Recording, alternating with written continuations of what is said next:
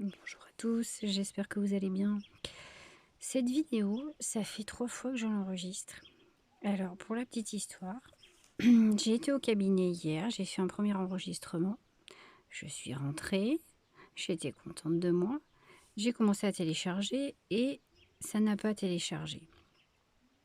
Et puis finalement, ce matin, j'ai réécouté ce que j'avais enregistré hier et je me suis dit, bah, heureusement, heureusement que ça l'a pas fait. Heureusement qu'il n'ait pas eu accès à cette vidéo parce que finalement, j'étais pas satisfaite du tout.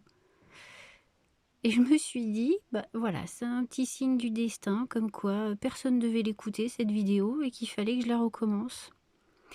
Et justement, c'est ce dont je voulais vous parler aujourd'hui, de ces petits signes du destin, de ces symboles, de cette symbolique, mais à travers le deuil et durant le confinement. Alors si aussi vous ne voyez pas ma tête, c'est parce que aujourd'hui mieux vaut regarder la nature que ma tête. Je suis extrêmement épuisée. Donc faire face à la mort d'un proche, qu'elle soit due au Covid ou pas, hein, c'est une étape douloureuse qui bouleverse profondément nos repères. Et aujourd'hui, de par la situation sanitaire que nous traversons, pour beaucoup de personnes, il est difficile, voire souvent impossible, d'accompagner nos défunts jusqu'à leur dernière maison. Alors j'aime beaucoup cette expression parce que c'est l'endroit où pour beaucoup on prend conscience que bah voilà, tout s'arrête, vraiment. Un endroit symbolique qui est le cimetière ou le jardin funéraire. Mais cet endroit, il est aussi symbolique pour ceux qui restent parce qu'il peut marquer le début d'une nouvelle vie, ou plutôt la prise de conscience que la vie, elle continue, mais elle va continuer différemment. Les cérémonies religieuses, les rites funéraires, tout ça, c'est très important parce que ça permet aux proches d'intégrer, somme toute avec une certaine douceur, mais d'intégrer l'aspect irréversible qu'est la mort. Ça permet de conscientiser davantage encore ce changement irrémédiable de l'état d'être. Pour beaucoup de personnes, il s'agit d'une fin. La mort est une fin, il n'y a rien après, point barre. Pour beaucoup, il s'agit au contraire d'un changement d'état d'être. Les cérémonies sont donc des étapes indispensables et essentielles pour pouvoir traverser le mieux possible tout ce travail de deuil, tout ce processus de deuil. Or aujourd'hui, avec le confinement, les réunions de famille sont interdites, les déplacements géographiques aussi, mais il faut donc, tout comme au début, hein, il faut là encore se réorganiser totalement, faire preuve d'imagination pour pouvoir d'une manière ou d'une autre, pour pouvoir participer à l'accompagnement du défunt. Si vous ne pouvez pas vous déplacer parce que vous habitez loin, si vous ne pouvez pas participer à la cérémonie, parce que même si certaines sont autorisées, le nombre de personnes tolérées est restreint. Moi, je vous invite à fabriquer votre cérémonie, à fabriquer votre rituel pour pouvoir dire au revoir à la personne décédée. Et ce, que vous soyez croyant ou non, et du reste, quelle que soit votre croyance. Il est important d'avoir ce moment de recueillement pour prendre conscience qu'il y a eu un événement marquant, un événement majeur dans votre vie, et pour pouvoir émotionnellement traverser tout ça avec beaucoup de philosophie, beaucoup de sérénité. Donc vous pouvez réunir tous les membres du foyer, donc ceux avec qui vous êtes confinés à l'heure actuelle, dans une même pièce, au moment qu'il vous semblera le plus opportun. Et vous pouvez allumer une bougie qui, symboliquement, représentera soit l'âme du défunt, soit juste la présence de la personne décédée. Il est important de mettre beaucoup de symbolique dans vos démarches de deuil pour pouvoir vous approprier ce moment-là afin de le rendre plus solennel, de véritablement intégrer ce moment du au revoir, j'ai compris, je te laisse partir, ça y est, pour véritablement enraciner en vous l'idée du changement. Vous pouvez, pourquoi pas, donc prier pour ceux qui ont une croyance et évoquer des souvenirs. Vous pouvez faire les deux, hein. Évoquer des souvenirs, des anecdotes. Le but est que chacun puisse prendre à tour de rôle la parole pour exprimer ses émotions, quelle que soit l'émotion. Alors évidemment, ne prennent la parole que ceux qui en ont envie, qui en ressentent le besoin. On ne force pas quiconque à parler, surtout devant du monde.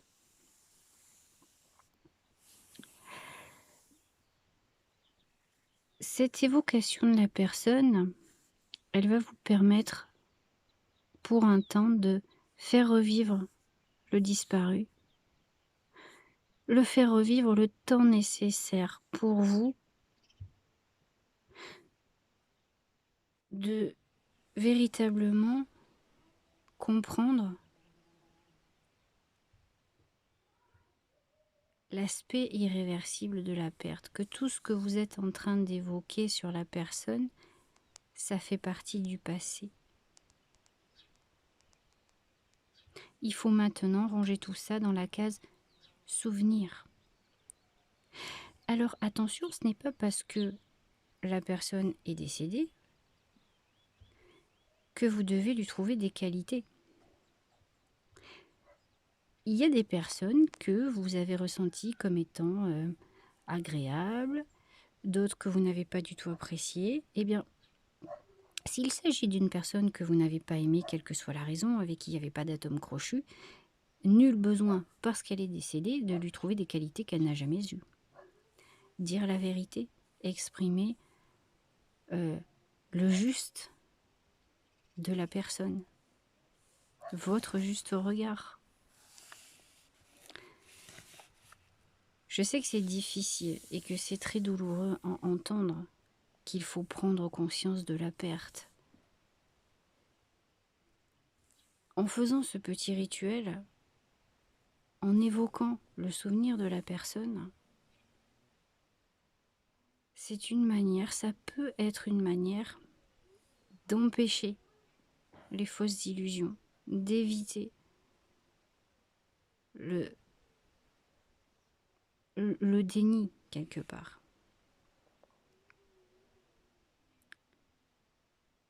Il est essentiel de pouvoir continuer à vivre sans rester bloqué à l'une ou l'autre des étapes du deuil, de pouvoir libérer la parole.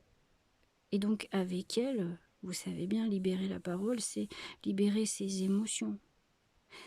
Parler de la personne, parler de la mort, c'est important parce que ça renvoie quand même automatiquement à l'idée de notre propre mort. Donc ça réveille des angoisses, ça réveille beaucoup de questions. Et quel que soit l'âge.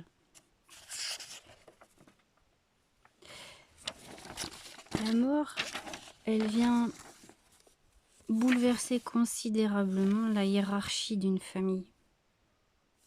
C'est une étape, hein, c'est pas rien. Il est alors indispensable que chacun puisse retrouver ses repères, sa place, sa bonne place dans la structure familiale. D'autant plus quand c'est un père, une mère, on touche là aux racines. Mais il faut vous dire aussi que quand le père ou la mère s'en va, ce n'est pas pour que vous vous sentiez obligé par devoir de respect ou parce que c'est la tradition justement de transmettre les mêmes valeurs que vos aïeux à votre descendance. Il vous est, par le décès du père ou de la mère, il vous est autorisé là justement à impulser une nouvelle dynamique à la famille. Il est donc primordial de pouvoir organiser un moment de recueillement pour que chacun, touché par le deuil, puisse poursuivre son processus de deuil sereinement, puisse, avec ses propres valeurs, traverser ce processus afin d'enraciner sa génération et les suivantes dans des valeurs qui sont plus adéquates à la situation sociale, à la situation émotionnelle, à vos valeurs, à votre façon de penser, de ressentir les choses. La douleur d'un deuil, la douleur d'une séparation, c'est fort, c'est très très fort. Il ne faut pas la garder en soi. Elle fait partie de ces douleurs psychologiques qui laissent des traces, mais qui vont aussi vous permettre de connaître vos limites. La douleur, elle délimite votre capacité d'accueil de vos émotions et par là même votre capacité à pouvoir canaliser ces émotions. Elle est à mon sens un seuil de tolérance. Donc il faut l'écouter la douleur, et il faut l'exprimer. L'exprimer, pas la laisser exploser. Pour vous aider, évidemment, vous pouvez vous tourner vers un professionnel de l'écoute pour faire ce qu'on appelle un travail d'accompagnement au processus de deuil. Ceux qui ne veulent pas aller voir un psy, ou vous pouvez écrire. Peu importe le moyen, pourvu que vous puissiez exprimer ce que vous ressentez. Avec un psy quand même, ce sera d'autant plus bénéfique que logiquement, la personne va vous aider à sublimer votre douleur, c'est-à-dire à faire de cette souffrance une force qui va vous permettre de surpasser vos émotions négatives pour en tirer quelque chose de l'ordre de l'acceptation. Parce que le but d'un processus de deuil, c'est d'arriver à l'acceptation de la situation et à pouvoir se reconstruire. Au sens le plus large, un deuil, que ce soit le deuil d'un proche, c'est avant tout le deuil d'une situation. Et on ne guérit d'une séparation qu'en acceptant la situation. Ça demande beaucoup de courage, ça demande beaucoup de patience, mais il faut comprendre que nous sommes tous reliés les uns aux autres, nous sommes tous unis pour nous aider les uns les autres. Ne restez pas seuls, ne croyez pas que vous devez absolument traverser cette épreuve-là seul. Il n'y a pas de honte à exprimer sa douleur, bien au contraire. Il faut énormément de courage pour exprimer ses émotions.